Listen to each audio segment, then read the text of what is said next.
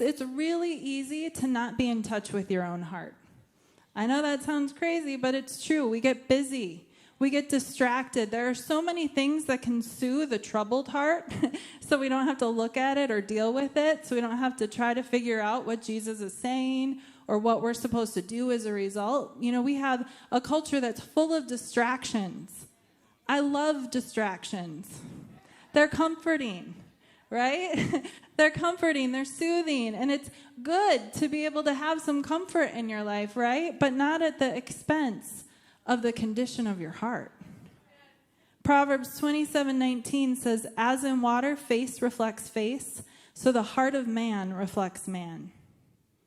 Your heart, your inner life, is what reflects who you actually are, much more than anything outside of you. This is why we have to pay attention to the condition of our heart, because it's really easy to make the outside look different than the inside.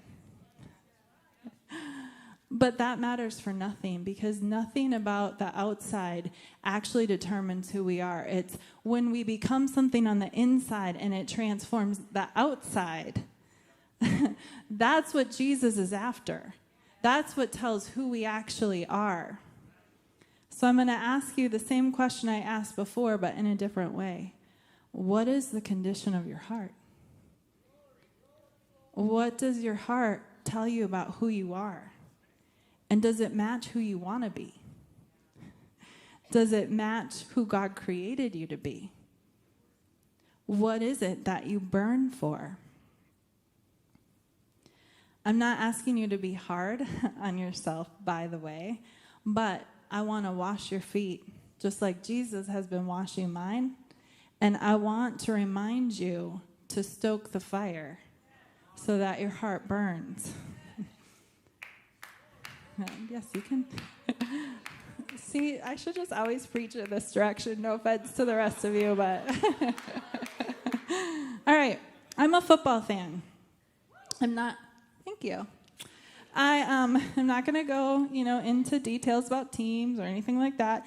I actually work really hard to find at least one person on every team in the NFL that I'm cheering for, because I want to feel good about whatever team that wins, and I want to stay engaged, and I think that's what Jesus would do, but I won't go into it anymore. But so I have at least one person on every team that I cheer for. But this is the thing. I am a football fan for several reasons, but one of them is because as sports seasons go, it's relatively short. And by the end of every season, no matter how my team has done or not, although sometimes it's easier to stay engaged longer, but by the end of every season, like this point today, I'm like, okay, I'm going to go home and watch the games. But I'm going to be like, let's just get this over with. Let's just find out who wins. The season has gone on long enough. I have other things to do with my life, right? I don't know if any of you are like that, right? But I have a limited capacity to be a fan. I have a limited time capacity, but it isn't even just time. It's that my passion wanes, right? I have a limited amount of care that I'm willing to put towards it. This is why I have a daughter who will remain nameless, but her name starts with R and she dances, so some of you might know who I'm talking about. And I did ask for permission to share this, but she loves music. I love music. But she has a particular artist that she's a fan of that is going to be coming in concert. And yeah, she just went to her first concert like last year, and all of a sudden she has like 47 lined up. I don't know. She's taking odd jobs for money just to pay for her concert tickets, if you guys have any to throw her way. But anyway, this particular artist, it took, I don't know, I don't exaggerate, but something like 47 hours of waiting online to get tickets. Okay, I obviously exaggerated. But it was an all-day thing. You may have heard about it in the news. People got mad at Ticketmaster as a result. But she hung in there until she got tickets. You guys can be excited for her. Some of you will be more excited than others. Some of you did the same thing that she did. But anyway, I would have given up, right? My passion, I can't think of an artist that my passion burns hot enough for that I would have spent a day of my life sitting at the computer in a virtual line trying to get tickets, right? Like, my passion isn't burning that hot. And the thing is, we all have areas like this in our life where we're committed somewhat if it's easy, if it fits, if it doesn't require too much from us. But I'm going to tell you that that may be okay in your hobbies, but that's not okay when it comes to your relationship with the Lord. It's not just supposed to be a passion that runs its course. It's supposed to be something that you tend, that you make sure the fire continues to burn, right? Yeah, Paul tells Timothy to fan the spiritual gift he's been given into flame. That's not going to happen accidentally. That's an intentional thing. And that's what we're supposed to do. We're supposed to actually be intentional about our heart. We're supposed to be paying attention and making sure that it is burning and that it is burning for the right things.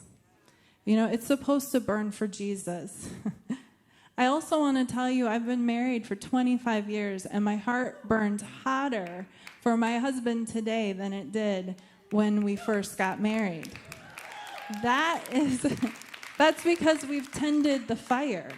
It's not because it accidentally happened. It's because we've gone through the work, we've put in the effort, we've gone through the pain, and we've been able to come out to this point with a fire that is hot because we've been tending it.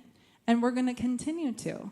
So when we've been married for 50 years and beyond, I'll be able to say the same thing. But it's not going to happen accidentally. Here's the thing, though. I want to reassure you that a slow burn can still be hot. And I'm saying this because, you know, we all have seasons in our life when we have this encounter with Jesus and our life, or, you know, maybe it's a season where we're just free of obligation, and so we're able to pursue him completely 100% of the time. We can do mission trips, we're serving him, we're doing this, we're doing that, and then something happens because we begin to have time that's obligated to our marriage, to our kids, to our career. It's possible to still burn hot for Jesus no matter what season you're in, because a slow burn can still be hot. If you don't believe me, you can ask my kids, because this was several years ago now, but I like to make curries. I'm not super gifted at it, but I've been working at trying to get better at it. I have some recipes I really like for some Thai curries and some Indian curries. And I made this one time. It was an Indian curry. And as we were eating it, everybody was going, "Oh, I really like this." And like 4 bites into it, all of a sudden the spice came. You know, it was like a slow burn. It wasn't immediate. And so everyone's like gobbling it up. And all of a sudden, especially like our younger kids, all of a sudden people were going, and they're grabbing their drinks, you know, and just like guzzling it and looking for like milk. What can we do? How do we get rid of this like intense burning in our mouth? I've learned a few things since then. Thank you. But it caught us by surprise because it wasn't immediately evident, but it was a slow burn that was hot. And do you know that a slow, hot burning for the Lord is still a consuming fire? That it might look small, but as long as you tend it and make sure the heat is increasing, that it is going to accomplish all that it's supposed to accomplish. You can just ask Moses. Exodus 3, 1-6 says this. Now Moses was pasturing the flock of Jethro, his father-in-law, the priest of Midian. And he led the flock to the west side of the wilderness and came to Horeb, the mountain of God. The angel of the Lord appeared to him in a blazing fire from the midst of a bush. And he looked, and behold, the bush was burning with fire, yet the fire was not consumed. So Moses said, I must turn aside now and see this marvelous sight, why the bush has not burned up. When the Lord saw that he turned aside to look, God called to him from the midst of the bush and said, Moses, Moses. And he said, Here I am. Then he said, Do not come near here. Remove your sandals from your feet, for the place on which you're standing is holy ground. He said also, I am the God of your father, the God of Abraham, the God of Isaac, and the God of Jacob. Then Moses hid his face, for he was afraid to look at God. All right, let's back up a little bit and just catch up on the life of Moses in case it's been a while and you've forgotten. But Moses was a boy, a Hebrew boy. He was born into slavery. But not only that, he was born with a death sentence on his head because the Pharaoh at the time had determined that all Hebrew boys that are born should be killed. But Moses was not killed through a miraculous turn of events. He not only survives, but he's raised in the palace. So he spends the first 40 years of his life living in the palace. But when he's 40 years old, something happened. All right? He goes out from his palace, from his normal life at that time. He goes out and he witnesses. The Bible says that he took in the condition of his people, the other Hebrews. So he witnesses what life is like for them. He sees their hard labor. He sees the way that they are being treated. And as he is taking this in, he saw a Hebrew being beaten by an Egyptian. And as he witnesses that, something rises up in him, and he goes and he kills the Egyptian. And then he hides it. He thinks the matter is hidden. And it turns out that it wasn't. And so this epic moment, obviously terrible moment, but epic, becomes actually not a moment of victory for him, but it becomes a moment where he ends up fleeing for his life. He goes out in the desert, and he spends the next 40 years. He gets married, he has kids, he's a shepherd in the desert, right? And this is where we're at in the passage that I read. Now, the thing about Moses is, I think that when he witnessed the Hebrew being beaten by the Egyptian, when he was taking in the condition of the Hebrew people, I think there was something in his heart that was burning.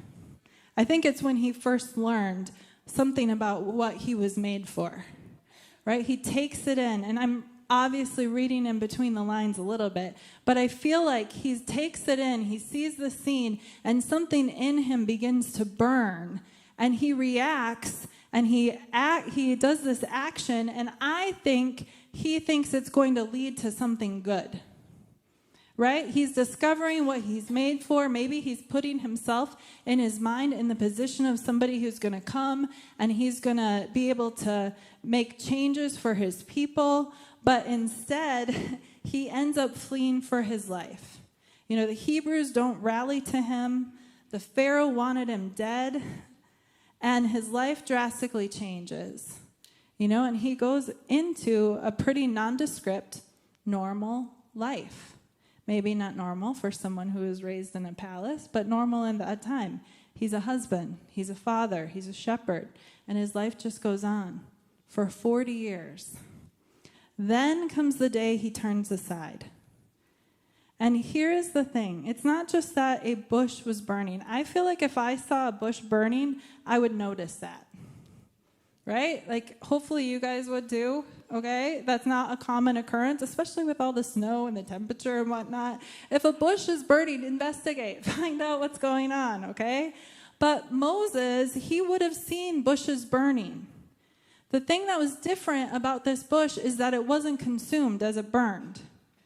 So he had to turn aside. He had to notice, and he had to turn aside. And I think, and again, I'm reading between the lines, but I think Moses' heart still burned. I think he's going about his life, and he is a shepherd, and he's a dad, and he's a husband. But I think there's something inside him that knows that he was created for something else. I think there's something inside him that's still burning to experience more of what he was created for.